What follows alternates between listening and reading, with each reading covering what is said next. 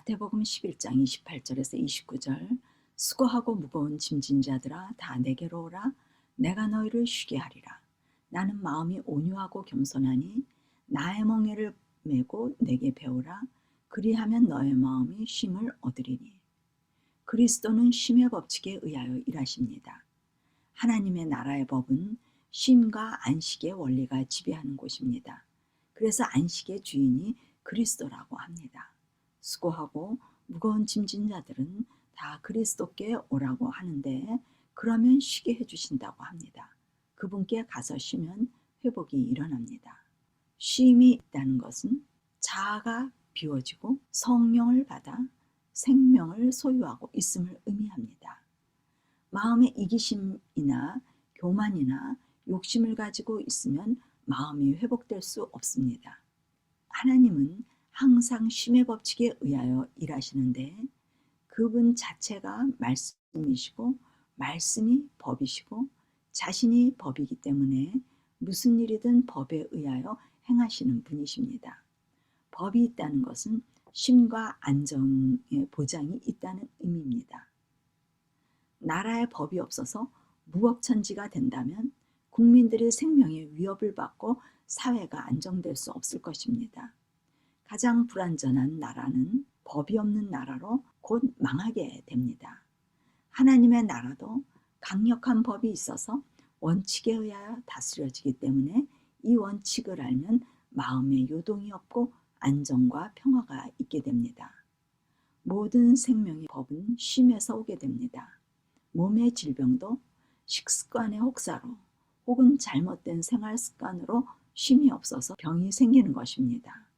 마음도 스트레스로 쉼을 누리지 못해서 근심, 걱정, 두려움, 우울함 등으로 병이 생기는 것입니다. 환자분들이 제가 운영했던 쉼터에 오시면 쉼의 법칙으로 들어가도록 인도합니다. 몸의 쉼을 위하여 상태에 따라 짧게는 3일에서 일주일 정도의 금식을 도와드립니다. 그간 몸을 쉬지 못해 쌓였던 노폐물의 독소가 나오고 몸속에 놀라운 치료 시스템이 발휘되어 몸이 빠르게 좋아지는 경험을 하도록 돕는 것입니다. 더 놀라운 것은 몸이 깨끗해도 마음이 쉼을 누리지 못하면 치료의 효과가 약하게 됩니다. 그래서 환자들의 몸의 치료를 위하여 마음의 쉼의 요소가 아주 중요한 역할을 하게 된다는 것을 경험하게 됩니다.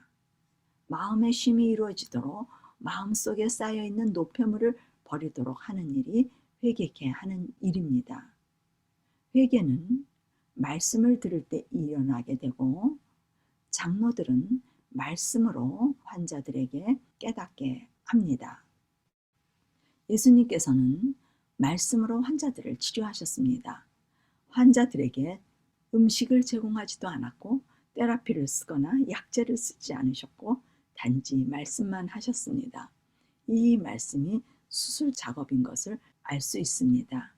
몸속에 쓰레기가 쏟아져 나오도록 몸의 휴식인 금식을 하면서 말씀을 듣게 되면 마음에 쌓였던 노폐물이 쏟아져 나와 몸과 마음이 정결케 되어지는 일이 일어나는데, 생명을 얻기 위하여, 건강을 얻기 위하여 이 회개가 꼭 필요합니다.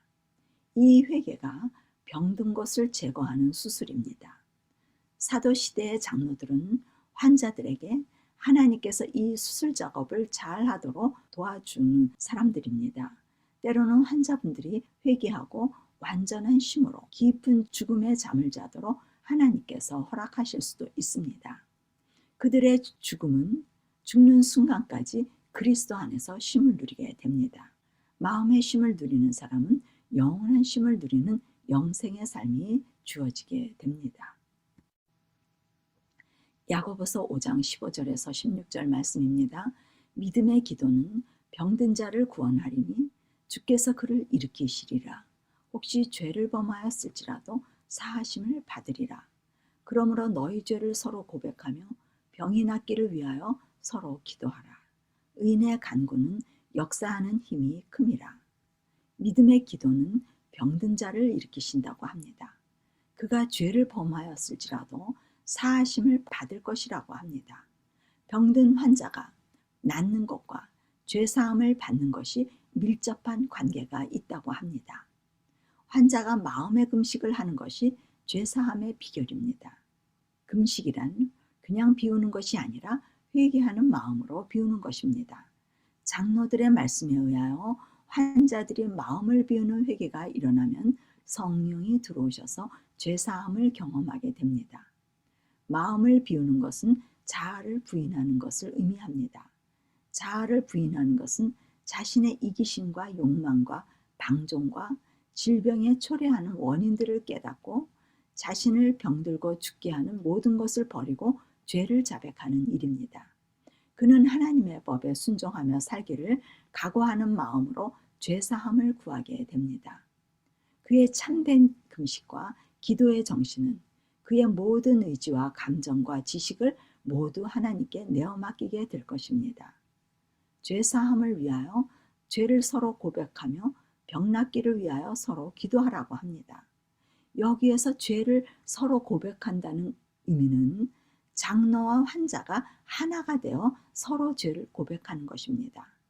장로가 죄인을 지도할 수 있는 것은 먼저 자신의 죄를 알았기 때문입니다. 자신이 어떠한 죄를 지었고 어떤 죄의 용서를 받았는지 자신의 이기심의 죄를 알기 때문에 환자에게 과거의 자신의 상태에 대해서 말할 수 있습니다. 환자의 처지와 형편에서 같은 죄와 죄인임을 공감하고 이해할 수 있는 마음이 될 수 있습니다. 이것이 서로 죄를 고백하는 것입니다. 그러한 이유에서 의인의 간구는 역사하는 힘이 크다고 합니다. 장로는 죄에 대하여 말해주고 해결의 길을 제시해 줄 때 회개의 영이 역사하고 성령의 인도를 받아 환자는 죄사함의 경험을 하게 됩니다. 의인은 죄사함을 받은 사람들입니다. 자신의 이기심의 죄를 깨닫고 죄를 아는 사람들입니다.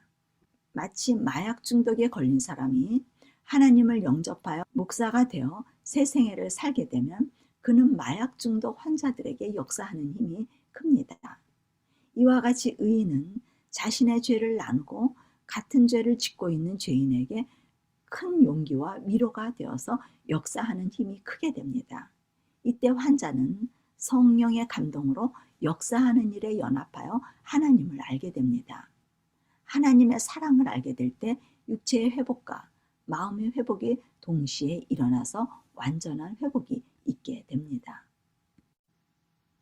출애굽기 15장 26절 가라사대 너희가 너희 하나님 나 여호와의 말을 청종하고 나의 보기에 의를 행하며 내 계명에 귀를 기울이며 내 모든 규례를 지키면 내가 애굽 사람에게 내린 모든 질병이 하나도 너희에게 내리지 아니하리니 나는 너희를 치료하는 여호와임이니라.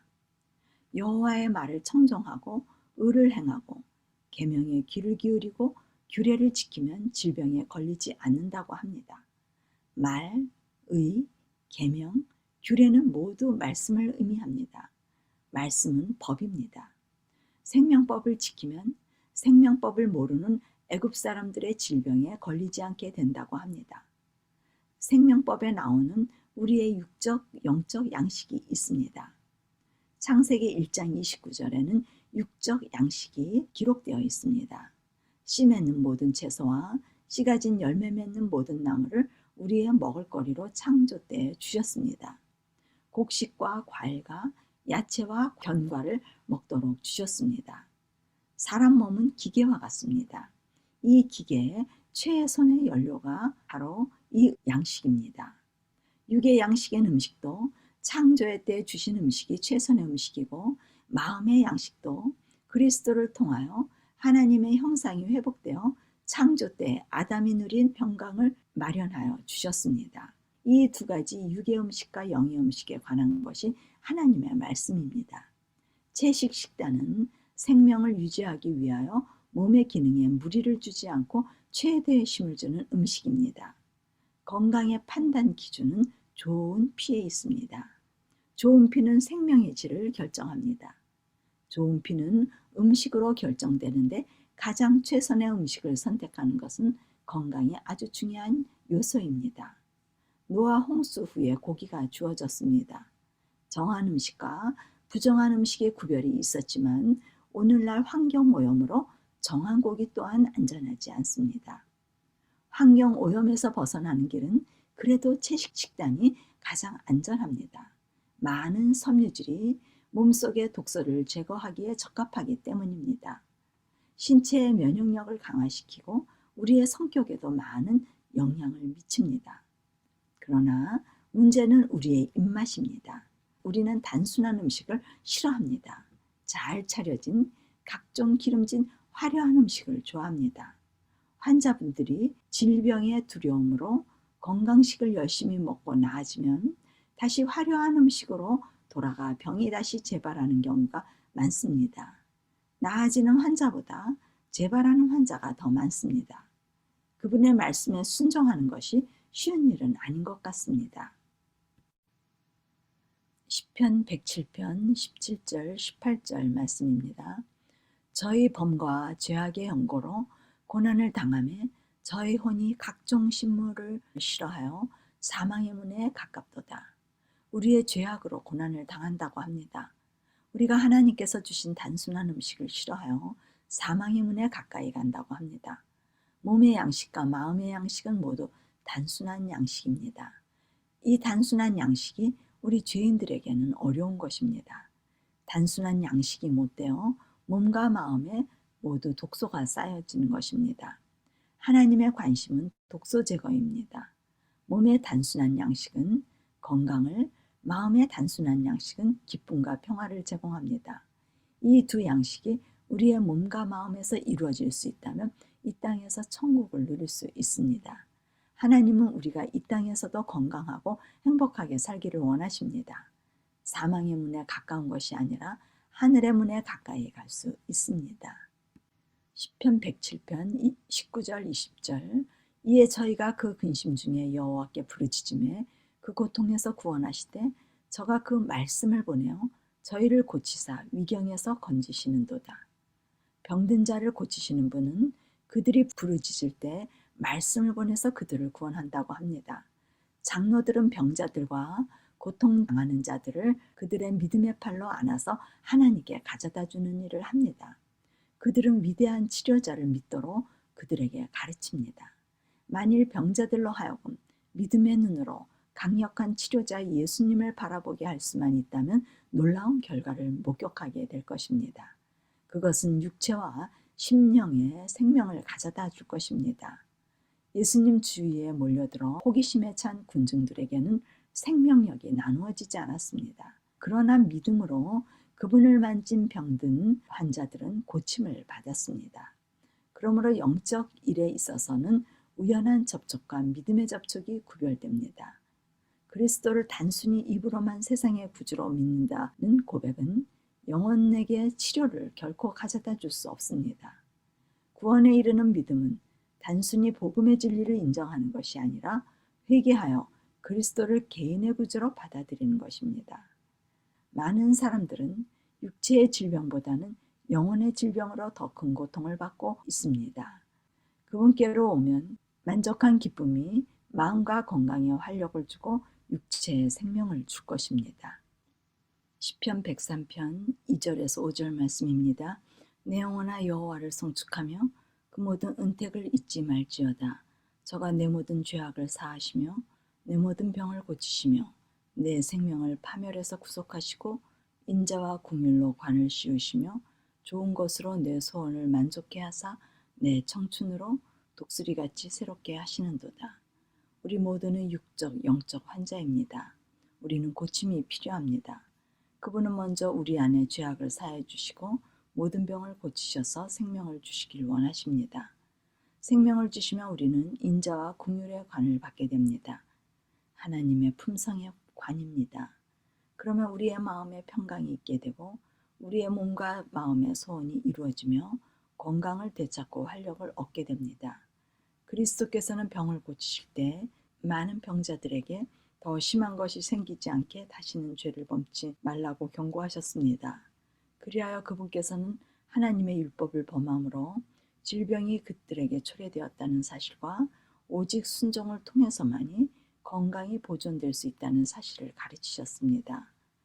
장로는 질병이 죄의 결과라는 사실을 환자들에게 전달하게 됩니다. 육체적, 정신적, 영적 힘을 파괴시키는 모든 행동이 죄라는 사실을 알려주는 사람입니다. 그리하여 하나님께서 모든 인류의 행복을 위하여 세워주신 법칙에 순종함으로 건강을 얻게 된다는 사실을 환자는 배울 필요가 있습니다.